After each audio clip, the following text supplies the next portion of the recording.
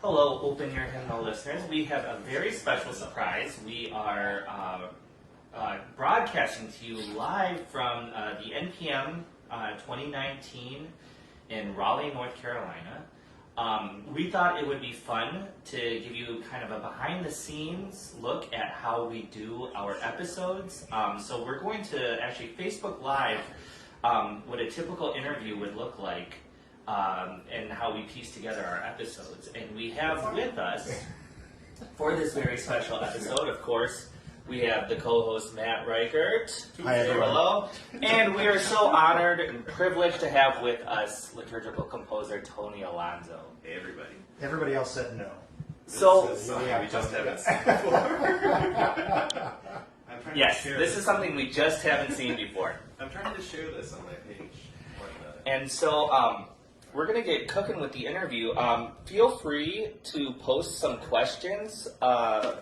We may or may not get to them depending on how the episode goes, because our intention is to still edit this and release it as one of our normal episodes. But here's your chance. So if you ask a really good question, it might get into the episode. We'll see.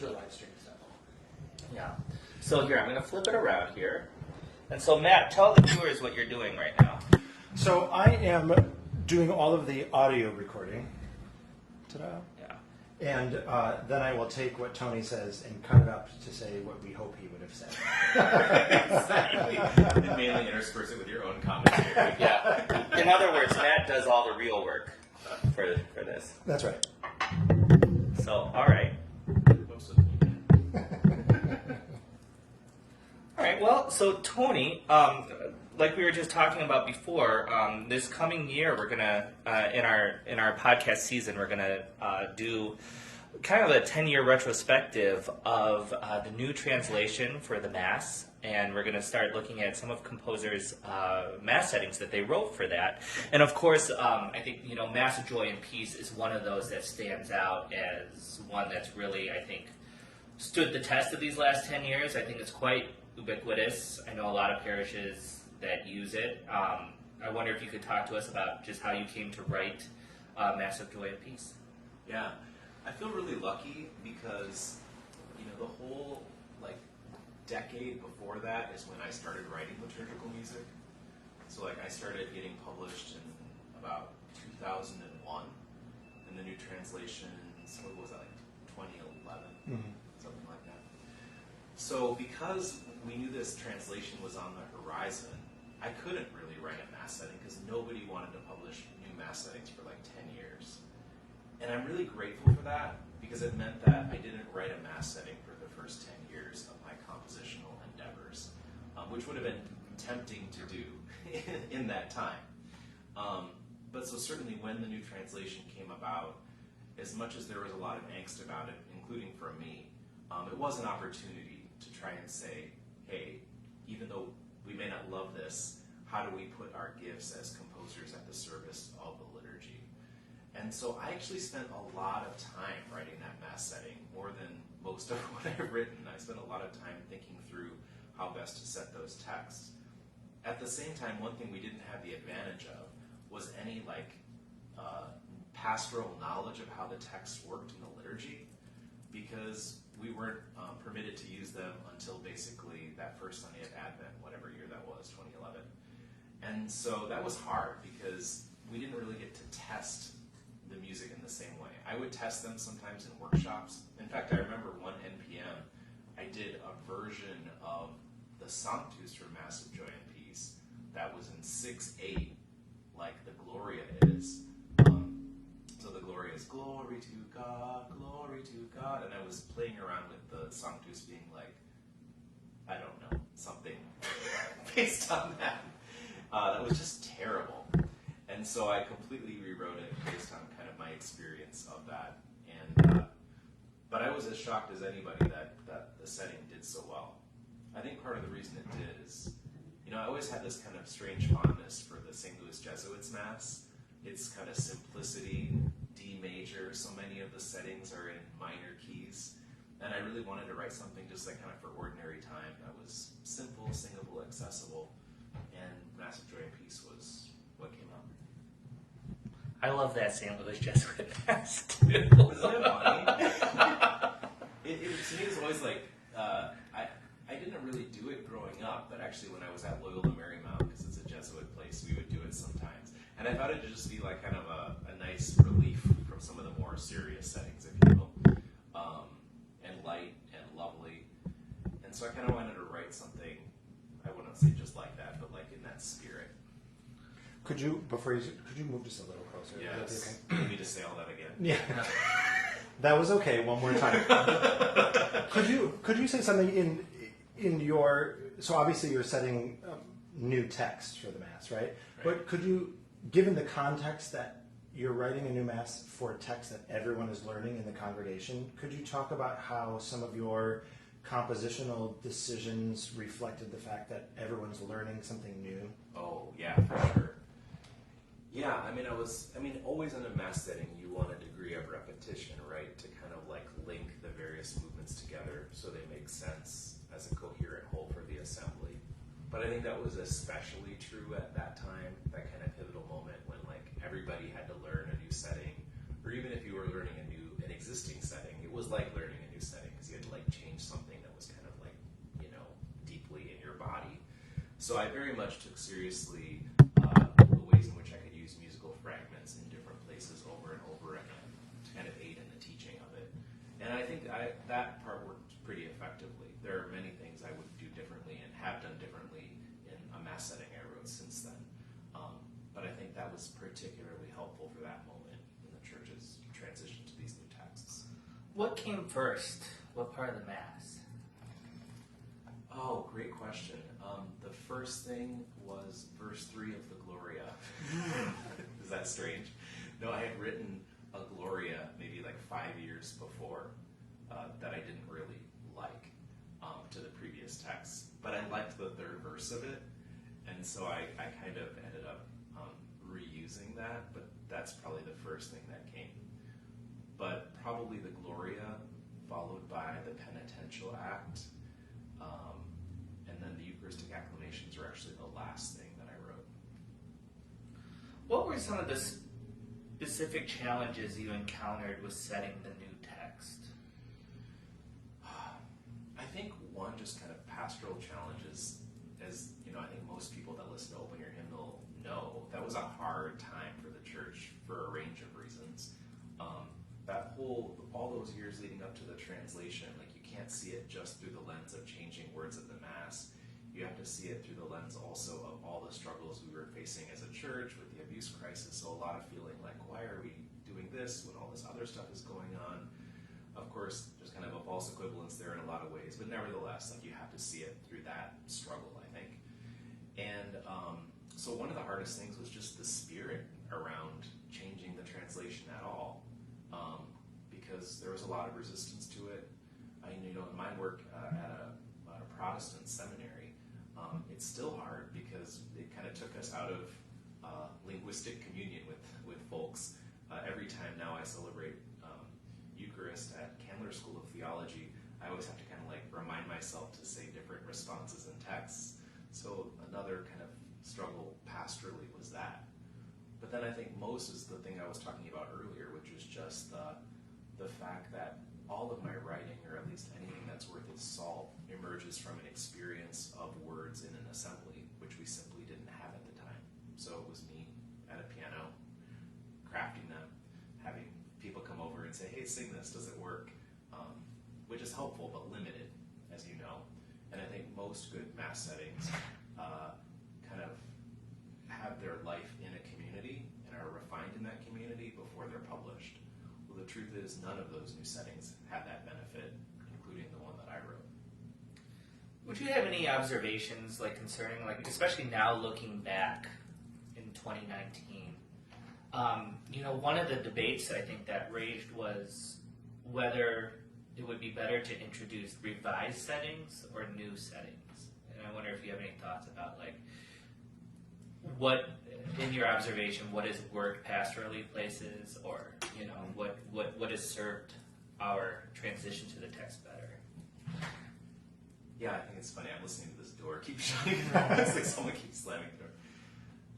That's a great question. I think there were a lot of opinions, right? As there always are in music or anything else, about like what would work best, and the Mass of Creation will be dead because nobody could possibly change over, and Mass of Creation continues to be one of the most widely sung settings. So clearly people were able to make that transition without as much of a problem as maybe some alarmists thought. And many people have taken the opportunity to learn new settings, and I think I was the beneficiary of that as a newer composer in the scheme of things. I don't think had I written a Mass setting 5 years prior, it would have done so well or be so widely sung as it is today. So it was kind of an opportunity in that way. But I mean, like so many things, it's all contextual to me. It's all like how things are introduced by a music minister, the care that goes into like preparing an assembly, and that can happen with new settings and old settings in poor and great ways. And often it's less about whether a revised setting works or a new setting works, and more about the intention that goes into the preparation of the assembly. It's kind of how I feel about it. I've had good experiences with both revised and new settings. I'm looking at the description on the GIA website for this. I'm dying to hear what it says. And, the voice of a new generation. So here, setting or something. and this is the question that I wanted to ask, but I like the way that they describe this, I guess. So it says, Mass of Joy and Peace weaves together gentle melodic motifs and jubilant lilting rhythmic patterns, eliciting a sense of quiet joy and blissful peace. The use of repeated passages ensures ease of learning and quick retention for your assembly, while the comfortable ranges of the three-part voicing make this a great choice for smaller choirs and ensembles. And then it goes on, right? So, so the question I had, I guess, is in terms of instrumentation and sound and sort of like, it's not jubilation Mass. You don't have parts for timpani. There's not a brass ensemble. Could you talk a little bit just about your approach to that sound and specifically instrumentation, and again within the context of the time in which it was written? Yeah, for sure. Is this the first time in an Open Your Hymnal interview you've quoted from the copy in the catalog? That's correct. Yeah. This is something we just had. Like West Wing Weekly, we're going to have to write our own descriptions now. But do it in my voice. Yeah. No. I'm not going to do that. So in terms of the instrumentation, well, I'll say one thing about the instrumentation as well as the vocal arranging. And I think we might have talked about this in a previous interview. I've really taken to writing mostly SAB music because I think that fits the pastoral reality of the majority of Catholic parishes in the country, at least the choirs that I've had. We've tended to have far more sopranos and altos than lower voices. So the vocal part writing is very intentionally. And I would add, this is at a time when I became really more, I worked much harder on my part writing. And I think SAB writing forces you to do that because there's kind of a natural, at least if you kind of know some of the basic rules, there's a natural way that SAB writing can fall in a lot of, especially in our genre of music. But SAB writing, you really have to kind of think differently, I think, and more intentionally about what you're doing. So I spent a ton of time working on what are basically pretty simple parts, but trying to make sure that they were as strong as possible, because I knew if the Mass did well, people would be singing them for a long time, and I wanted them to make good musical and interesting sense. The other thing is the instrumental parts, which are actually arranged by Chris De Silva, and I very much was inspired by, I don't know if you know some of these recordings that Yo-Yo Ma did with like Edgar Meyer, like Appalachian Journey, a couple of those albums, like that kind of like Americana, very open sounding, lots of fifths and fourths and things like that. I was very inspired by that and wanted the Mass setting to kind of like instrumentally sound like that, kind of that American sound, Copelandy, on a smaller scale. And so when I wrote it, I asked Chris if he would write string quartet and C instrument parts that could be used, independent of one another. It was really important because, like, let's face it, most people don't have a string quartet in their church. If you do, God love you. But so I was like, but I love strings. In fact, I played the cello. Did you know that? I played the cello in high school, 5th grade to 12th grade. who next to open your hymnal on. So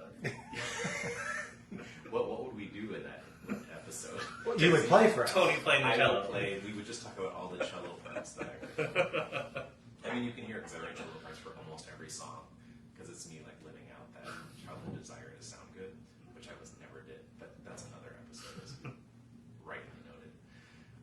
So I asked Chris to write string arrangement and obligatos, and I think they're just lovely parts. And they, just as I asked, they work beautifully independent of each other. Great. Yeah, and also a lot of the settings that came out are written for brass, Right. so I thought it was nice to have an alternative. Do you have another question about the mass setting, or can I ask another Go ahead. one? Could you? And I don't know if there's a whole lot here, but I'm also looking at the way that you set the Eucharistic prayer. Oh. Could you talk about that? I mean, either the process or sound, or like what it was like again with new translation and writing for priests that maybe sing, maybe don't sing. You know, anything you have to say about that? Yeah, I actually wrote the Eucharistic Prayer maybe 4 or 5 years later. In the original setting, it didn't have one. I want to say at the time, Jay was kind of discouraging us from writing the full Eucharistic prayers, and I think there were a few reasons for it. One was practical; they were putting out so many settings, so the idea was just like let's focus on the assembly parts, and both for publication reasons and for accessibility reasons, that made a lot of sense. And then the other thing is there was a lot of debate about whether accompaniment could or could not underscore the Eucharistic prayer and whatnot. So in its original incarnation, I didn't write one. And I also thought, well, unless this setting does reasonably well, that's quite an investment of time to do. So when it did well, Jay asked me to write a Eucharistic prayer, which I did, which is mostly chanted. I think some of the, although very beautiful, like kind of more through composed settings that emerged after Vatican II, maybe are a little over the top for most parish instances and might in some ways overshadow the purpose of the prayer. So I tried to keep it more simple, and that kind of guided my composition of it. I don't know that I've ever actually heard it maybe more than once done in liturgy. So I'd be interested to know if anyone actually uses that Eucharistic prayer. The other edition that we released actually after that was one for Protestant communities with, I guess, what we would call the old texts, or we would now call the ecumenical texts. So it was kind of funny. I was doing the opposite of what we had done. I was taking a new setting for which I had written the ISIL texts of 2011, and then going back and trying to revise them back to Holy, Holy, Holy, Lord God of Power and Might. And so there's also a version called Joy and Peace, Acclamations for Holy Communion, which is that. But what I've actually found kind of ironically, because Protestant denominations don't have the kind of strictures over liturgical texts, many of them actually use the quote-unquote Catholic version. Interesting. Yeah. Could you say something about? So again, I find it interesting what you described before, the process of writing something to be sung by the assembly that we don't know what it is yet, or you can't hear it, until it's done and out there, right? So could you speak a little bit to the first times you actually heard this sung by people or prayed in an assembly? Yeah, at the time I was working as the music minister at Loyola Marymount University, which also reminds me of that instrumentation question. Like, strings sounded particularly beautiful in that space, so I was very much informed by that particular context. And I was also informed by that context doing something that like all the good post-Vatican II composers did, which is trying to write a setting that would work at all of the liturgies, regardless of whether you're using organ or piano or guitar. And I actually assumed that all the settings that came out at that moment would do that. And as it turned out, many were like either like really kind of contemporary praise band centric, and others were like super organ brass. And there wasn't a lot of that kind of like middle, you can do this at all the masses settings, which I think is another just kind of practical reason why Joy and Peace did well.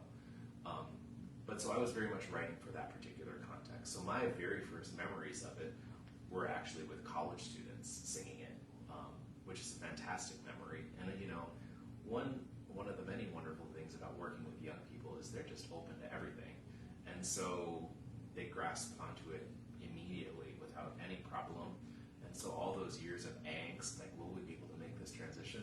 And then it was just like, oh, here's another song. We're just singing a new setting of the Gloria today and a new setting of the Holy Holy, and it was not a problem at all. So I have really fond memories, actually, and maybe kind of a sense of relief that it was going to be fine for those of us who care about those things when we first sang them. It was really kind of gratifying, actually. So I guess fast forward then to Light of the Nations. I wonder if you could just talk about what inspired you to do a new Mass setting, what you've learned from the other one, and like how that informed your process. Yeah. So I was as surprised as anyone when I started to write a second Mass setting 5 years later, especially because most people in my life who are colleagues were like, no more Mass settings. We have enough Mass settings. That was the bumper sticker, right? That's the Facebook posts and the blogs. Please, no more Mass settings. Yet, and I guess there is always a kind of hubris for any liturgical composer, because you're saying like, actually, I think I have a contribution to make, no matter how small it is, right? And I wasn't certain I knew we had lots of settings, but I still wasn't sure we had all of the right settings. And part of it for me wasn't like you needed some amazing Mass setting, but it goes back to that question of, I didn't feel like we had enough bridge Mass settings between, I don't like these terms, but the more contemporary ensembles, folk ensembles, and traditional ensembles. There seemed to me still to be a lane for that kind of setting. And also, I very much wanted to write a setting with the benefit of the knowledge of how these texts work, which we didn't have with the prior one.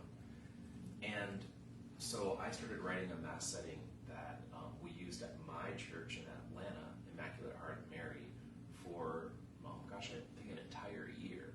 And so the opportunity to sing it in that assembly and kind of edit on a weekly or monthly basis based on that experience was really helpful. And so little things like composing a through-composed Gloria first is my priority, because I think I've come to see that as really the ideal way to pray the Gloria, although a refrain Gloria can be a good bridge, and there's nothing wrong with it. So I wrote, the very first thing I wrote for that Mass setting was a through-composed Gloria, and we offer both. To offer a setting of the alternate penitential act, have mercy on us, O God. And the other thing, like certain things like in the Lamb of God, I think it's really helpful to have kind of cues for when the assembly sings the last time, grant us peace, Lord. So there are little things in there that I wished I would have done in Mass of Joy and Peace, little experiences of like, oh, I could see how that would be better, that I was able to translate into Light of the Nations and feel, actually, although Joy and Peace I'm more connected with, because people sing it so much, I prefer Christ Light of the Nations because of, I think, the kind of knowledge I had of how the texts work. Could you say something, so for both of these Mass settings, was there any sort of consideration by you to write a bilingual setting, either of these? I mean, especially knowing we're changing texts, but also at the time that more people were looking for bilingual settings, was that ever a part of the equation? So, I really want to write a good bilingual Mass setting, and I don't know how to do it. Writing bilingual music is so hard, and even just writing like an average kind of bilingual psalm setting is so challenging because you're working with word accents in two different languages. I should say it's challenging to do well. It's not challenging to do. It's challenging to do well and in a way that people can enter into. When you jump to the Mass settings, especially something like the Gloria, it feels overwhelming to me. I've tried many times and put away various bilingual settings that I've tried. I hope one of these days will work out. And I did think in both cases about offering a Spanish or a bilingual version. But so far, I have found like the best thing to do in bilingual Masses, although I did do, Marty Haugen and I worked on a bilingual setting of Mass of Creation, just because because that setting is so iconic, and we thought it would be important to have that as an option, because many people default to it completely in English, even at bilingual masses. So to have a Spanish setting was important, I thought. But it seems to me still, in many bilingual masses, the best thing to do is use a range of acclamations in one language or the other, rather than try to have some setting that does both in a less than satisfying way. So no, I never ended up doing it in either, but I still think about it at times, and I'm really hopeful that I can figure out a way to do it in a way that I feel like has musical integrity. Great. I want to move on from the mass settings, but before I do, is there anything you want to say about either one? Yeah, there was something I know what I wanted to say to the Open Your Hymnal listeners. And that is, I just finally did a through composed version of the Massive Joy and Peace Gloria. Because one thing, the Massive Joy and Peace Gloria is probably the thing that gets done the most from that setting, but I find it to be so long. And I like it in one hand, because if the assembly is not singing the verses, it gives them, some meat to sing in the refrain. Otherwise, it can just fly by. So I like that. But pastorally, the entrance rite can get so bogged down with a really long Gloria. And so I worked on it for a while and was able to finally craft a through composed version of that Gloria in a way that I feel good about. And GIA is going to publish that hopefully in the next year. Great. I'd love to ask you about, I'm sorry I don't know the name of it, but just the latest album you've been Oh, working on. that's okay. Yeah. I don't know the name, but I was wondering where that was going. Is it in the arms?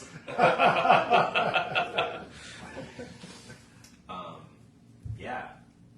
So this latest collection I've been working on is really a dream project for me. It's called Caminemos con Jesús. Let us walk with Jesus, or we walk with Jesus.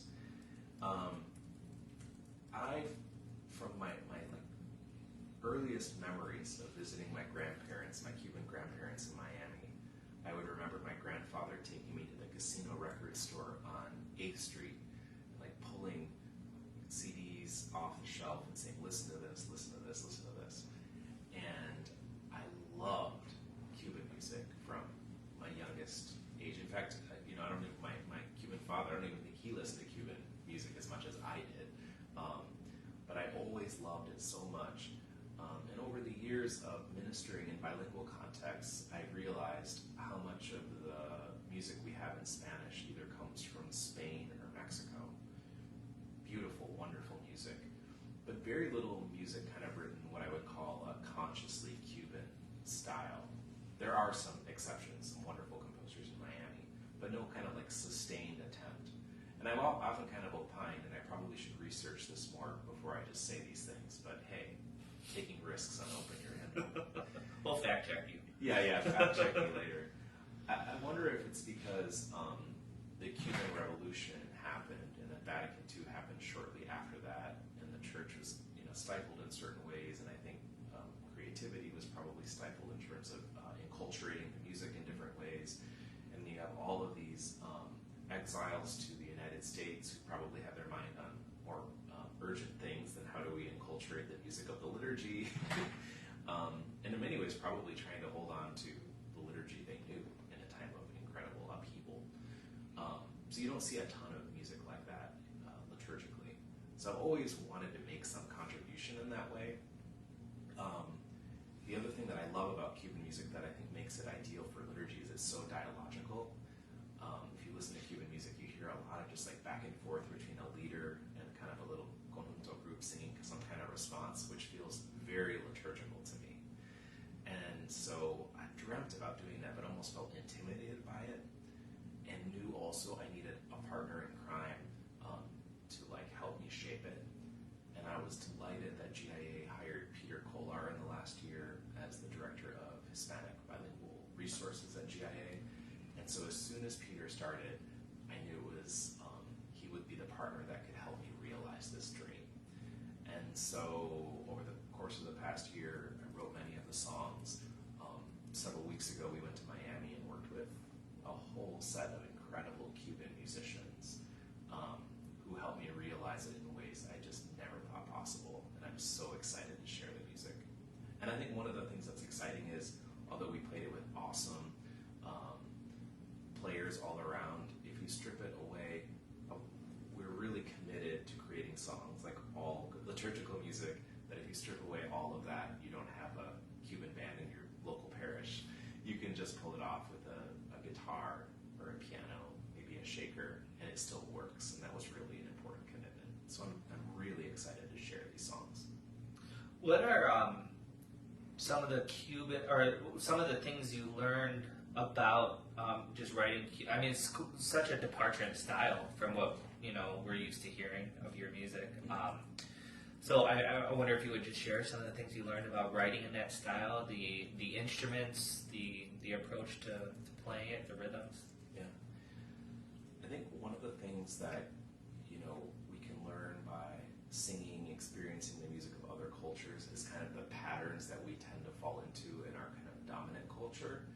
And so much of the music that we sing in the liturgy in many English-speaking places is very much like refrain, verse, 16-bar verse for a soloist, 8-bar refrain, maybe that repeats, a bridge, whatnot.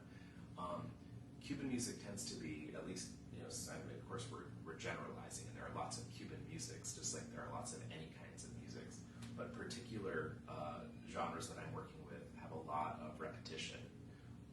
And I chose those in particular for that reason, because they have a lot of weaving in and out of what we would call cantor, but you would call soloist in the genre originally, of the leader and the people back and forth over and over again in different ways, little phrases that repeat, sometimes shorter than others, sometimes longer. So that's one thing that is like really at the heart of this recording. Almost every song has that kind of dialogical thing going on in a way that most liturgical music that I've written doesn't have to that extent, although many wonderful exceptions. Rhythmically, I feel like I'm still processing all that happened and all that I'm learning. I mean, there are so many things about Cuban music that make it difficult in one way to pull off, quote unquote, authentically. One is that the bass rarely plays on the downbeat. And so when I'm transcribing piano parts, it's like, do I not have the bass note of the piano playing on the downbeat all the time, which is almost like impossible for most people to do, to not play something on the downbeat all the time? Or do I kind of like make it more accessible? So I'm actually still working on the written out arrangements to decide how full to go. I'm kind of wrestling with it, because I think maybe offering a simplified version would be good, because then if you have Cuban musicians who know the genre, they'll know exactly what to do with it. They're not going to be like, oh, well, that's on the downbeat, so I'm going to play it. So that's some of the stuff I'm playing with. But I learned a ton about, just the art of Cuban musicians and the way they approach arrangements, like the layers of percussion. I mean, there was a bass, kind of a basic track of two percussionists, one playing like timbal and one playing like congas or bongos or whatever. But then we would go and overdub, multiple sets of other percussion. So like percussion and bass are really at the heart of this music, which is incredible. And here, the director of the group kind of like calling out what to play when. It's not kind of incidental or accidental, or just like, oh, I feel like doing this. Like there's a definite form to it, where Peter and I were like students, at a master, like listening, like what is going on here, and him shouting out every little thing that they should be playing at a particular time. I mean, it was like genius stuff. So I learned a ton. I wonder, this might be a little difficult. So for a parish that's trying to be culturally sensitive, and you talk about all that goes into like the authentic execution of this kind of music, like, and then of course considering issues of like cultural appropriation and things like that. Like, does it make sense for like a white suburban parish to be attempting Cuban music, just like in the same way, like where, like, is it a good practice to be really like how do we use like gospel music without being appropriating or tokenistic? Right. Yes, I think that those are all the right questions. I think any time anyone introduces a song from another kind of culture, no matter how well intended, absent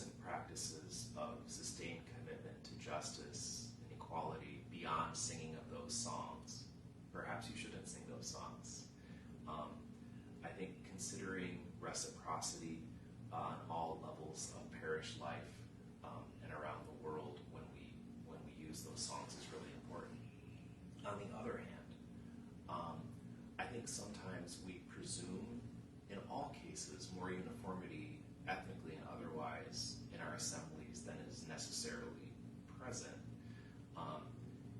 I think of myself, very white skin. As we would say, I pass as white, even though I'm half Cuban. And so you might say, oh, this whole white assembly, and yet I grew up in a small town in southern Minnesota, where occasionally hearing songs from something other than kind of a small group of people was really meaningful to people. And like when my grandparents would visit, and they might hear like Pescador de Hombres or something incredibly meaningful, right? So sometimes even in those communities that we assume are uniform, there can be present kinds of diversity that's not necessarily visible, connections to other cultures that are more than skin deep in different ways. And so I think using that music is important. And then I also think it's important for us, again, accompanied by sustained commitments to justice and reciprocity, to sing songs from around the globe to bind us with the body of Christ that is everywhere. Our country now is struggling mightily with issues around migration, immigration, and I think it's really important that we sing in solidarity with folks. And I think it's harder, or it should be harder, to dismiss the real plights of others when we know their songs, when we know their stories, and we can connect with them. And I think there is something subversive about music that can help us empathize with people in a way that like no other. So I think there are multiple reasons to do it, but as you rightly point out, it has to be accompanied by more than merely singing, just like our liturgy needs to be accompanied by more than merely words. Final question from me, and I should have asked it before, so sorry to switch topics back to the whole question of mass settings. Yeah. I haven't been recording at all, so Maybe you could say that. when we and I think in talking about like your thought process, you probably alluded to some of this, but so in our first interview with you and with most people, we ask the question of advice to aspiring composers, right? So could I ask that same question now, but specifically if you're a composer who's considering undertaking writing a mass setting? What sort of, like right off the top of your head, general advice you give? Here's your BuzzFeed how to write a mass setting. Yeah. Get your essential oils. Diffuse them. Light your candle. Make your chamomile tea. No. I think every liturgical composer, it always goes back to general advice, but I think it applies in a particular way to mass settings because they're so frequently sung and there are so many of them, which is, do I think the church needs this? And again, there's an act of hubris in answering the question, yes, for sure. No, we shouldn't deny that. Any of us who dare to do this work should realize that that's the case. But a deep discernment about then why we think the church might need this particular setting, I think absolutely needs to go in the composition of a mass setting at this point, or at any point. Do I need to contribute to this overcrowded repertoire? And the answer might be yes, and that's great, but just have a reason why it's a yes, other than, gosh, I really wanted to write a mass setting. Is it filling a potential void? Are we hearing from a voice or a style that we haven't heard from anywhere else in the repertoire before? Is it contributing maybe to the repertoire of a particular season for which there aren't settings that fit as well? I often think we don't maybe have as many great settings for Advent or Lent as we do for Ordinary Time or Easter. So very practical questions about why you're writing it and what exactly you're writing it for. I think the thing is, being a liturgical composer is just like being a theologian or so many things. You first of all serve your local community on the ground. If that happens to speak beyond it, wonderful. But don't diminish the fact that writing something really amazing for that community that may never go beyond it is an amazing gift as well. And so maybe that's what you're called to as well. I think sometimes all of us get caught up in the publication question. Of course, easy for me to say now, having a fair amount published. But even I find myself needing to ask songs that will never see the light of day, because I just know that the church doesn't really need another one of these, even though I may have written it as a commission or something like that. So the old questions become new again. Great. It's good for me, I think. Great. What the viewers Oh. don't know is that the air conditioning is not Yeah. here, so that you don't have a buzz in the background. We're going to turn it back on We now. do need before we do that. Can you just do a quick introduction of yourself? Hi, my name is, He just and and if you pull up your 7-line title of your current position. he just turned on the air conditioning. Is that going to be okay? Oh, shoot. Who are you? Here, let me turn it off. We could pull your one from 2 years ago, but you'll just sound totally different. Right. I sound much more mature now. I have a doctor thing. Oh, I think no. No, you I didn't. didn't. So Nope. my voice sounds much more doctoral now. Yeah, authority. The voice of authority. What am I saying? Hi, my name is, and whatever you want to, Oh, right. however you'd introduce yourself. Gotta remember my title. Hey, I'm Tony Alonso. I'm the Assistant Professor of Theology and Culture and Director of Catholic Studies at Candler School of Theology at Emory University in Atlanta. And I also write songs. Old one take. Do the auto-tune on that one. It'll be ready to go. One take Tono. Hey, Hashtag. we did it. We did All right, it. well, thank Voices. you, Open Your Hymnals, for joining us for this special live edition of one of our interviews. You can look for this interview packaged as one of our typical podcast episodes soon, probably in the next coming year. So stick with us, like our page, follow us on Instagram and Facebook. We'll be doing a lot of coverage from this year's NPM convention here in Raleigh. So for those of you who are here at the convention, come find Matt and I. And want to say goodbye, Tony? Yeah, Goodbye, Tony. Goodbye, Tony. Bye, everybody. Bye, y'all. Bye.